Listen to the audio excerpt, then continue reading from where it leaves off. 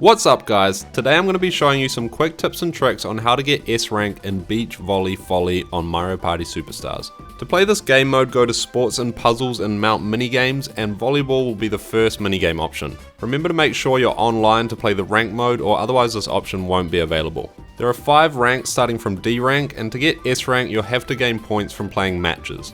Winning a match gets you 100 points, you get 30 for a perfect match, which is winning 7-0, and you get bonus points for spikes and blocks, which we'll talk about soon. Since this is a 2-player game, you'll be given a computer player on your team that you have no control over. But honestly, the CPU is actually pretty good on this minigame compared to some of the other sports games. So first let's go over the basic controls, and when I say basic, I mean very basic.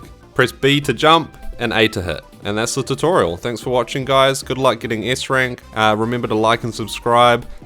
No, of course not. Although there's only 2 buttons, there's actually quite a bit you can do with those 2 buttons. So let's take a little bit of a closer look. When the ball is on your side of the net, you have 3 shots between you and your teammate to hit the ball back over the net. On the 3rd shot, the ball will get lobbed up and you can jump to it to hit a spike, which is a faster, more precise shot and one of the best ways to earn points. If you want, you can press the jump button on your teammate's first hit so that they lob it up to you for a spike instead of a normal shot. This can be really great to surprise your opponent, but it can take a little bit of practice to get right. You can also use the jump when you're at the net and the other team has the ball, and this will perform a block. You can use this to block spikes and regular shots, but if you miss the block, it can leave your side wide open and almost guarantee you losing a point, so this is a high risk play. Keep in mind that the opponent can also block your shots too. If you see the opponent standing at the net, try to aim the shot on a sharp angle so it's out of their reach. The last type of shot is the serve. To serve, just press the hit button and quickly aim where you want to hit the ball, as long as it's within the receiving box. I normally serve to the computer player because it means that they'll likely be the one that hits the spike on the 3rd shot. With all that out of the way, there's basically 2 ways you can choose to play this minigame. You can play quite safe and defensively, or you can take more risks and play a bit more offensively. Obviously there's pros and cons to both, but how you want to play is sort of up to you.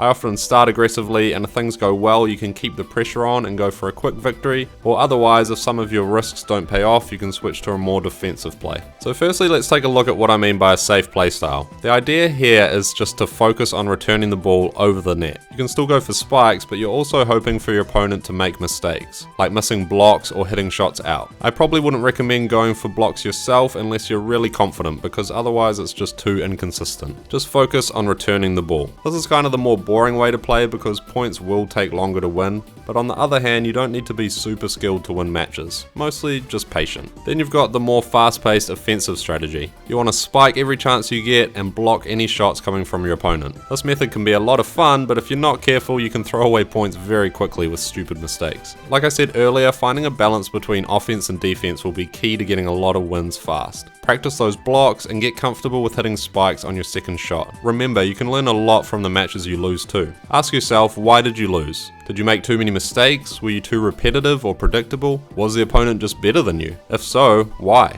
What shots do you need to practice more? So just keep trying, keep improving, and keep having fun, and eventually you'll get that S rank. Alright, good luck guys. If you found this useful, please like the video and subscribe, it really helps, and who knows, maybe I'll see you on the court.